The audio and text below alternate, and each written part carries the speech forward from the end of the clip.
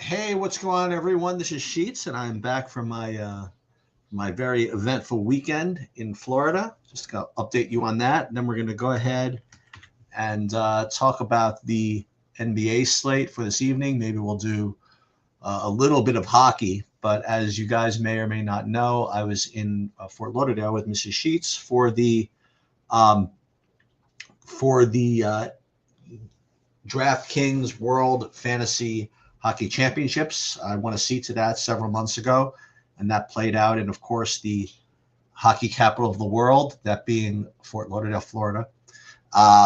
We got to go to a Panthers game Friday night with a whole bunch of DraftKings finalists who I had no idea who any of them were. Um, and I don't think I met anybody new. So I was just there really with my wife, just kind of enjoying the nice weather. The hockey game was fun. And then the actual live final was pretty uneventful. We had the Stars as our main stack, and they didn't get anything going until this end of the second period, and we were good enough to score and win in overtime, enough to get me in 19th place. So getting some five figures, not bad. Um, I still don't think DraftKings does a great job with the actual live final. I mean, like, the experience is good and everything like that, but the actual contest, I think they should do it a little bit better. They should have announcers. They should follow the lineups a little bit better. We'll see if I have the energy to bring this up to them again. 20 years ago, I might have had the energy. I don't know if I have it anymore.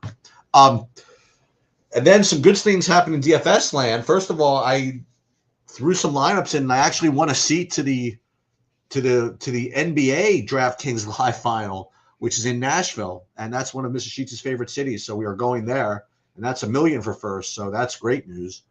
And then got back yesterday off a plane, put in my NASCAR lineups the day before, and I just did my ownerships. I used customized contest sims and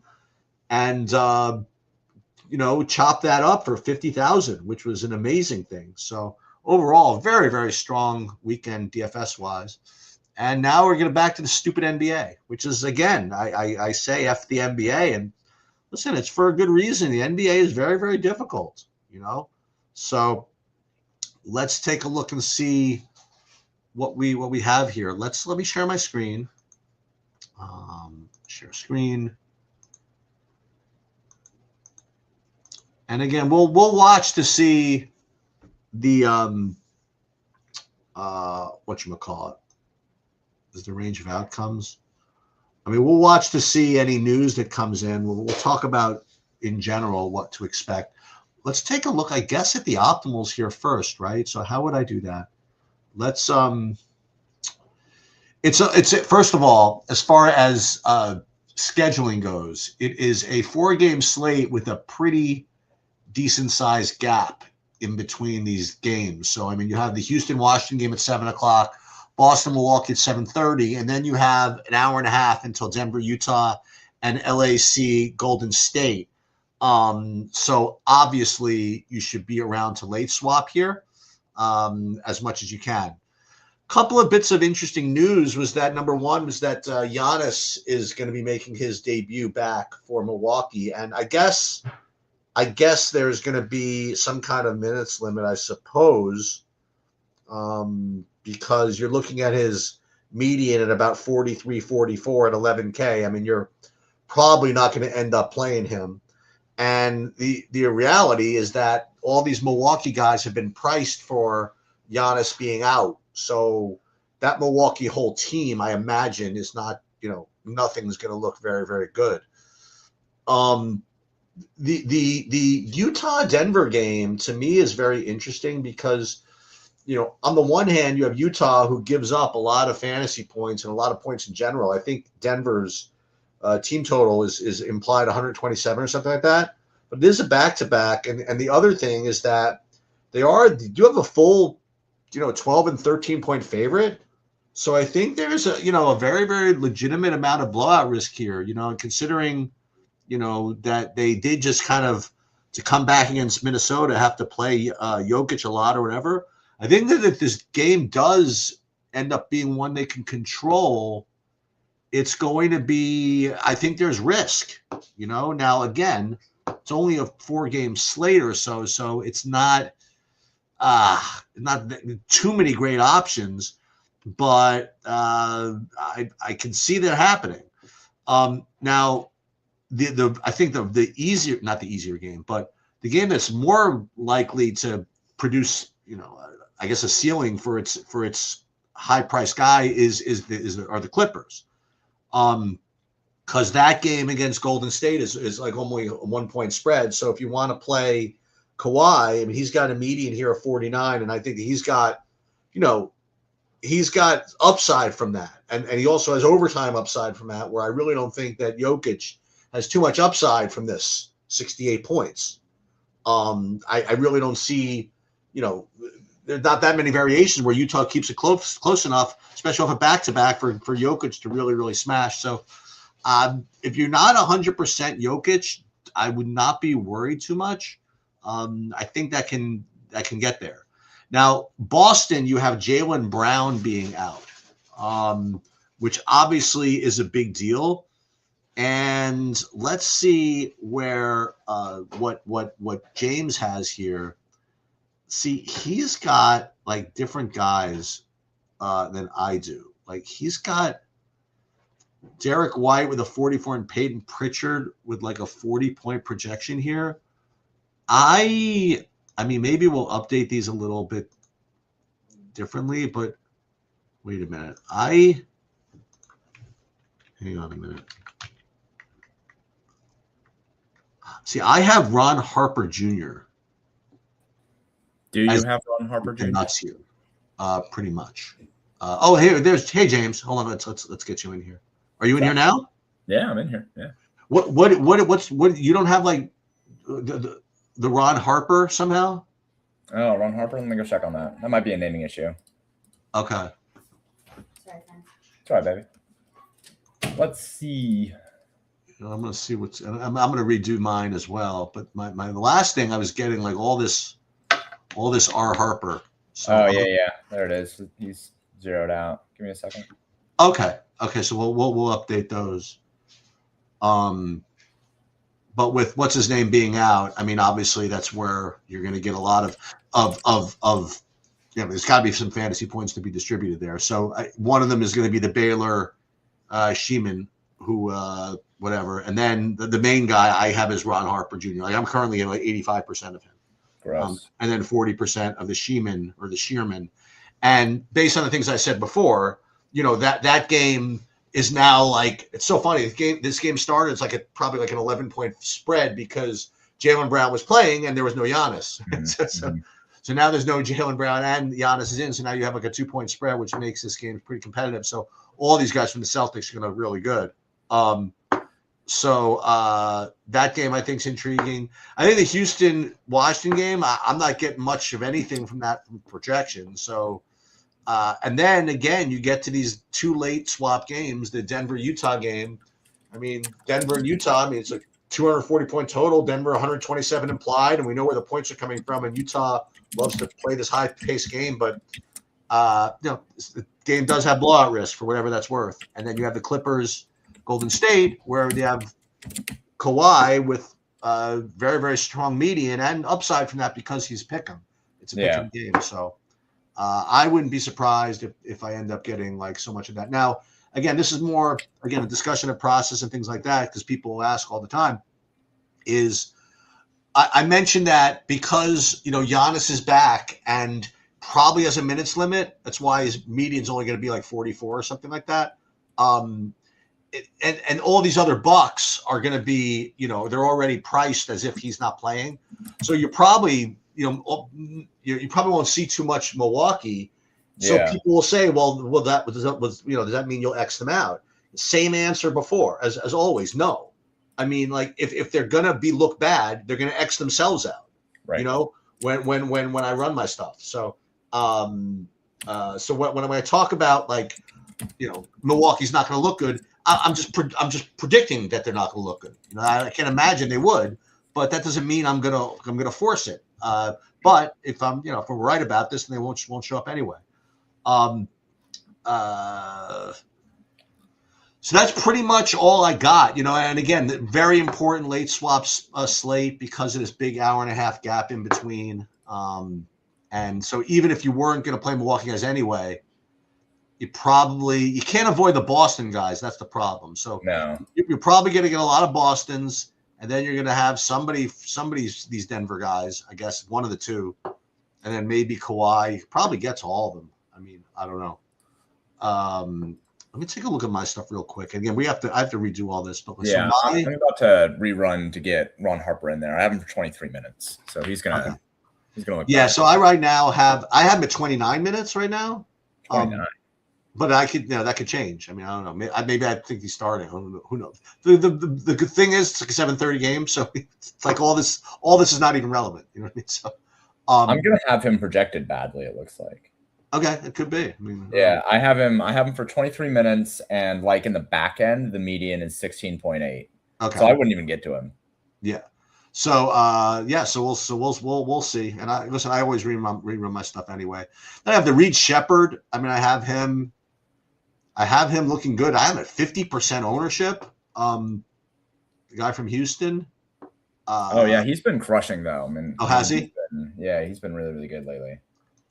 What other point per dollar? So I mean, he's the only guy. The Harper's the only guy I really have over 6x point per dollar wise. And then as far as just like fantasy points, I mean, you have Jokic like 20 points higher than everybody else. So because it's fucking Utah. I mean, yeah. I mean, so it's, and I know like if Bobby were, he would say, "Listen, I'm just gonna play Jokic." You know what I mean? Like I'll figure the rest out. I don't know why you wouldn't lock him in on this slate. I'm with him on this. Well, the good news is that again, because the number is so high, I am getting a lot. I'm not getting 100, but I'm getting 74. That's a reasonable amount, right? If I just look at straight optimals right now, and I'm pretty sure that these optimals are updated. Yeah, they just ran. If I look at optimals right now, the top 150, I get 82% Jokic. Well, that's not that much, right? I mean, well, he's projected for 41% ownership. I'm going to guess he ends up 60% owned. I believe that's the case. Yeah. So 60%, if you got a 20% like deviation between that and what the field is, I think that's probably about right. It's kind of like Scotty, right? Like Scotty Scheffler, he's going to project 25 points better in the field. The question is it efficient? And like in PGA, no. But if Scotty Scheffler was an NBA player and he projected for 25 points over anyone else, you just fucking locked him in. It's so linear. So these are the optimals. Now, how do I find the exposures again? Just scroll all the way down. A little farther. This way all the way down. Okay, there you go. So I'm getting, who is Will Riley? That's a good question. He's a dude, that's for sure. He's a dude, right? What team is he on? Will Riley. Oh yeah, okay. He's on Washington, I think. Yeah, Washington. He's 5,100. Is he on Washington? Yeah, I'm getting 37% of him, so yeah. We're getting 0. And then Sheeman, 76%, and yeah, you're getting a decent amount of Harper there. There you go. Yeah, now we get more. Yeah. Okay. Because it's a 4-game slate. Right. Even though he doesn't necessarily look all that good, like if you go back to the range of outcomes and you sort by 6x, he doesn't look incredible, but like he's a really good value at 3,200, I guess. There's not really anybody else that cheap. So what this means is the percentage of times in your runs that he's going to get 6x. Yeah, but he's going to score like 18.7 fantasy points or something like that. Okay. And he's at 21%, which isn't incredible, right? Like he's kind of a sore thumb. If you look at these numbers, look at the 20% column. And you look at those numbers and you're just like 92%, 99%, all that kind of stuff. I mean, he doesn't show up. Sort it by 6x again. Oh, I see what you're saying. Yeah. And like there's one number there. And like the Sheeman too. I mean, like Sheeman looks good at 6x, but it's not like he's any locked. He'd do anything, like right. And Harper's only at 22% of the time. Right, I see that. 20. Well, because it's possible he plays like 9 minutes. It's like right. I wonder. I'm gonna go over to the pivot finder. Go to the pivot finder really quick. Let's see. Pivot finder. Okay. Sort by ownership, highest to lowest. Sort by. Go up. You're still on simple. Go up to advanced. Right next to refresh. Top of the app. Left. Oh, okay. There you go. All right. Sort that by ownership. Okay, so click the little similar next to Ron Harper. He's second one. Okay, so Blake Hinson, huh? Yeah, that's his main comp in terms of upside. 3,500 projects for about the same. Ownership 1%. Probably, yeah. Nobody's Let's gonna go. Yeah, I know. Yeah, that's amazing. So that's something that you could do in the portfolio manager, right? Yeah. So you could say, I'm actually, you know what? I'm going to show how I can do that really quick. I got to read. Yeah, I have Blake Hinson. I mean, I have him at 14.5 points. So yeah, I mean, you get him at 17 and a half. I mean, this would be a huge pivot if you can get that. If you can get away with that. And you know what's good about this one is that if you don't play Harper, like Hinson's late. You know what I mean? Yeah. So you could see what Harper does, and then you could just kind of screw around a little bit. But that doesn't matter because like if you have Hinson, if Harper doesn't do it, I mean like you're all right. So watch, if Harper does something, you're gonna need him anyway. So like here's what I'm gonna do. All right. Okay. So first thing I'm gonna do is I'm gonna go and I'm not gonna do anything outside of fuck it. I'll do one thing really quick. So I'm gonna say for stat min maxing, I want to keep all lineups with equal to 0 players based on a projection below 20. So this is saying that I don't want any lineups that have a player who is, oh wait, no, I can't do that yet. Just kidding. Hold on. Because that's what I'll do when I actually build my lineups. But that would remove Ron Harper, and I want to show something really quick. So I'm just going to stratify this on weighted ownership. I'm going to get 150, and I'm going to make them really fucking chalky lineups, right? I'm going to make the sample range 75 to 100, okay? So I'm going to do that. And now tell me what you're doing now. You're making it. You said a chalky lineup. You said. Yeah. Okay. My lineups right now. I just basically got like the chalkiest lineups I could find, right? And so I know that those are going to be basically give me like all the Ron Harper in the world, right? Okay. So I get 72%, and then what I'm going to do is I'm going to say exposure management. I'm going to say for Harper, I'm going to replace him down to, let's say, like 10% or something, just for shits and giggles. And a specific replacement of Blake Hinson. And then that's going to replace 50% of my lineups with Blake Hinson. And because I made these super chalky, now I have all these chalky lineups, but with 1% Blake Hinson. And he's just like the win condition. like I took all that Ron Harper, and now it's Blake Hinson. And if Blake Hinson outscores Ron Harper, I have all the lineups that everybody else has, but I have the cheap value play that actually did something where Ron Harper only played 9 minutes and scored like 6 fantasy points. I know. How about that? How do you like them apple sheets? Well, I got a number. How do you like them apples? I am confident there's something in this. And when I say that, every time I see you go through this, my brain just scrambles. Like when I think, okay, so how am I going to apply that to my own processes and how am I gonna get like 10% as good with fiddling around with this as you are? You know what I mean? I don't want to be 100. I just want 10. Yeah. And I guess it's just going to be a matter of continuing to do it. Yeah. But to get this idea of like, okay, given this, that given what you think of the slate, really, how to use the tools to do what you want. You know, like you knew to say, okay, let me go to stratify based on this and set the sliders to here. I mean, this is some advanced stuff. You know what I mean? Like, and it's advanced because I mean, you know what you're doing here, right? Yeah. Well, I mean, that's one of the reasons why I jump on this show when you do that. Yeah. Is so that like I can show something cool that like maybe you haven't found yet. Yeah. You know? Yep. Let me take a look. Let's look at your you have FanDuel in here, right? Okay, let's take a look at that. Yeah. Let's take a look at the optimals, I guess. I'm just looking at it now. You can do it. You can pull yours up.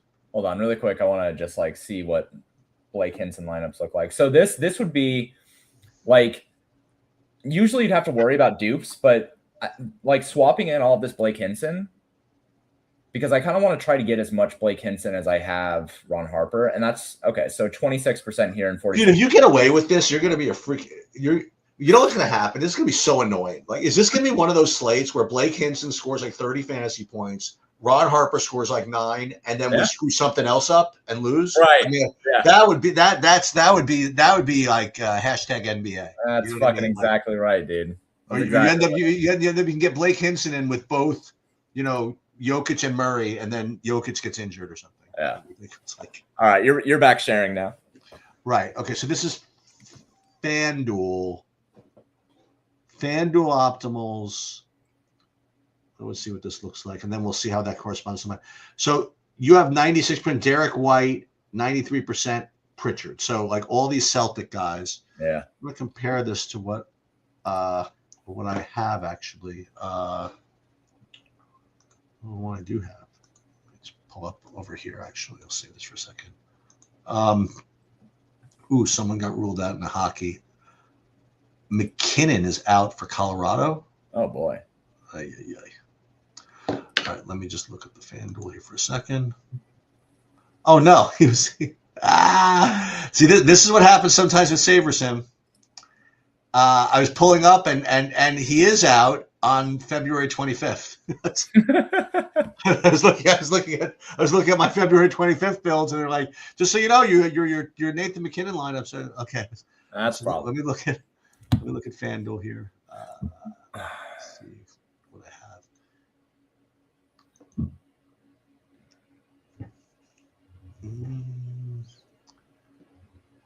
Contest.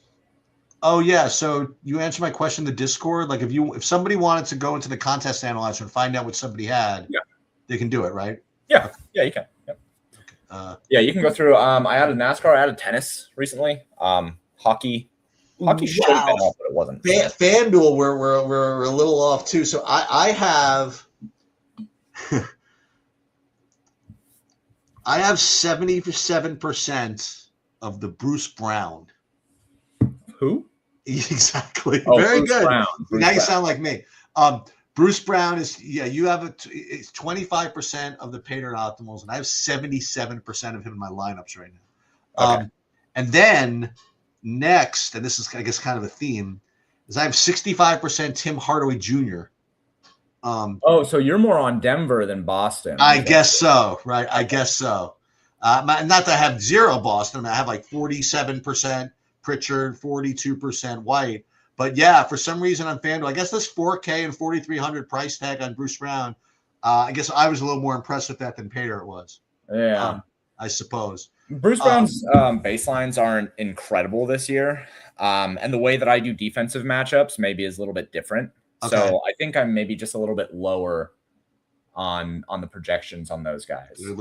Let me tell you something, and I wasn't kidding. Like I won that seat into the NBA Live Final. Yeah. And and it's like a 40K like value, and it's like $1 million for first, and whatever. I'm just so happy that they gave me my 10K for last in my account, because that's like the highest most I've cashed for in an NBA tournament. It's like December. It's like I cashed I almost won like the big Christmas slate, like 60,000 or something like that. And since then, I mean, I don't think I've had even a 5-figure cash in NBA. So don't listen to me. Dude, NBA is brutal. It's rough, but that's how I'm going to catch Adam Scherer. I'm going to let him win these 50s and 100s. I'm going to spot him a $500,000 lead, and then I'll just bink once in the freaking in the live final. That'll be my. That's all. I mean, all you got to do is win once all year. That's my business model. Yeah, exactly. And against only like the best players in the world. Also, like I'll deal with like 3 Utica lineups, like 5. Okay, but the thing is,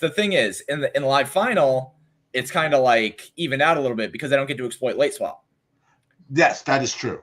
100%. That's a big part of their edge for NBA. 100%. So I think you stand a chance. 100%. I think you're in a good spot. 100%. Am I playing this slate? Is this a good slate? You have to. I mean, if you have this Hinson thing going on, I mean, you just have to play, right? I guess. All right. I guess. Exactly. You have to. All right. So here's my schedule, and then Mr. Sheets has dinner on the table, so I just want to give everybody a quick update here. I am gonna just so you guys know what I'm doing. I'm gonna rerun all my stuff, or whatever. Now, here's a question: how often Like, are you gonna? If I were you, I would rerun this at least one time before the 7:30 game, like before the Celtic game. Oh, it runs all the way through lock. Oh, yeah, Also, the lock is 7. Yeah. It runs all the way through lock and then runs after lock, and it runs all the way through the end of the night because I do live scoring. Oh, I didn't even know that. Okay. Yeah. So if you go back to the range of outcomes sheet. Okay, let me go there. Yeah, I'm here. Over to the player ROO. Only DraftKings, right? Yeah, go over to the player ROO. And you see how it says median, live, and diff. So throughout the night, you'll see that the live projection is updating. Wait, where am I? So you're hovering over median. Right next to that is a live. Oh, it's live. Okay. And that'll update throughout the night with their live projection. And then you can see diffs. And also in the portfolio manager, the projections that are used are actually the live projections. So you're updating whenever you re-optimize, you're re-optimizing with live projections. Let's see what this does. Let me run the contest sims. Let's see what those look like. Let's see. I like to see how those compare to the regular optimals. Let's see. Let's see. Where am I going? Just a little. So this is different, huh? Oh, I believe it's different. Yeah. 59% Kawhi. Love it. Yeah, surprisingly, not as much Jokic, about even with a field. I'm not surprised at all. I mean, he's going to be very popular. Okay. Yeah, that's pretty interesting, though.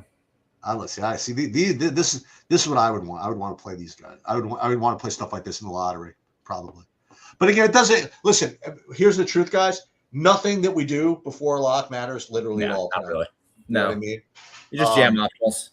Now, here's a dumb question. If I reran this contest sim, there's just no way the answer is yes. But I'll ask you, if I reran this contest sim at like 8:30, would it factor in like what people score already or no? No, not yet. Yeah, not yet.